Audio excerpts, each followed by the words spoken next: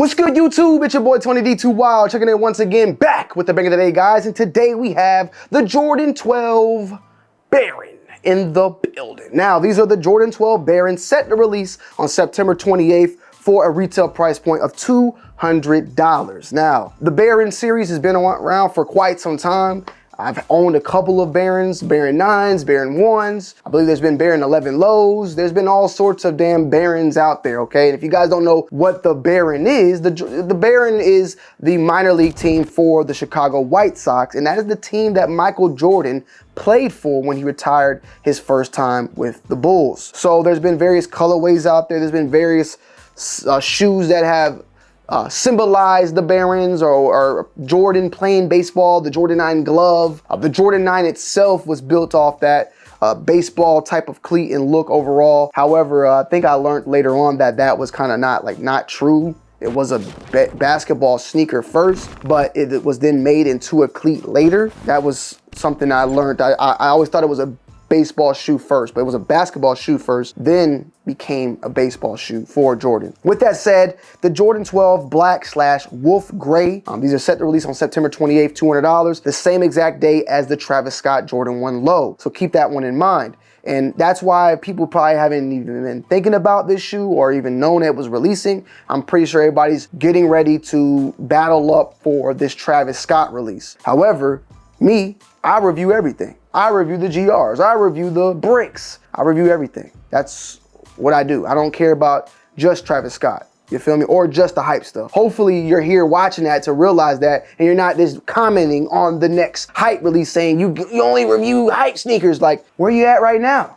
This shoe right here, more than likely is gonna sit, it's gonna brick. But with that said, in the secondary market, this shoe is actually selling at retail. So what does that mean? Normally I tell you guys like, yo, these things, well, if you wait, you might can get it below retail. Well, they're currently selling at retail right now, 2 days before the release.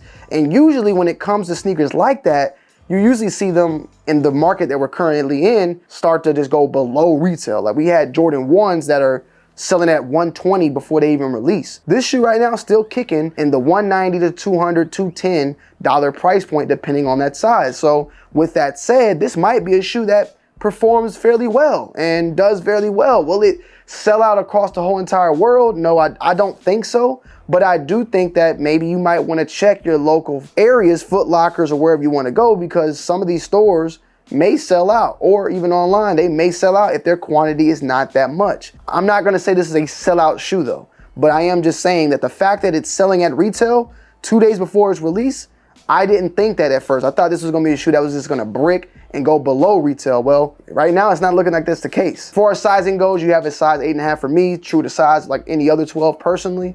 And the shoe itself features a tumbled leather with, of course, the snakeskin type of material that is featured here, or the reptilian material, whichever one it is. It's looking more like a reptile type of material featured on the 12. It's also a little bit different than your other 12s out there because of the matte black leather featured on the shoe.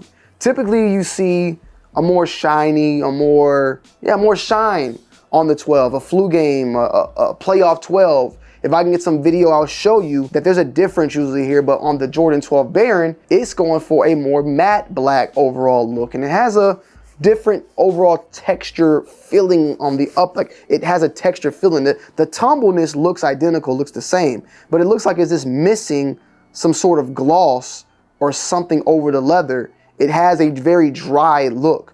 And I don't have an issue with that, but it is just something that is different from any 12s that I've seen of recently. The box, of course, you know, this is the old school retro box that's been retroed, put the Jordan logo on it. But the box, I believe from the early 90s, I remember seeing these boxes, but it had Nike instead of the Jordan brand logo. You also have on the back here, the 23, you have the Jumpman, you have the Jordan, all the typical stuff that are featured on Jordan 12s. I believe this is also a part of that Heritage Twist collection, which is basically the iconic colorways that have a twist to it. So Jordan 12 Flu Game swapped over in the Baron colorway, and now you have this. So we've been seeing a lot of that play out recently, and that is what this shoe looks like. It looks like a Jordan 12 Flu Game that's been just saturation turned all the way down. That's what it is. But at the same time, obviously, the Birmingham Barons this is a good representation of their colorway as well. It's very similar. I even have a jersey. I should have worn the jersey. Forgive me. It is what it is. But September 28th, these are retailing for $200.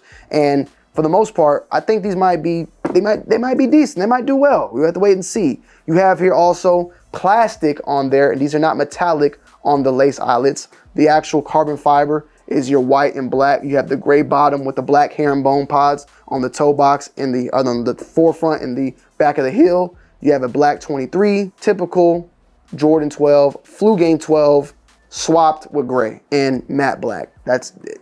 We can keep it simple. Let me know you guys' thoughts and opinions on these down below in the comment section. I love y'all. I appreciate y'all as always. And I'm gonna end you guys and girls off with an on-foot review. Thank you.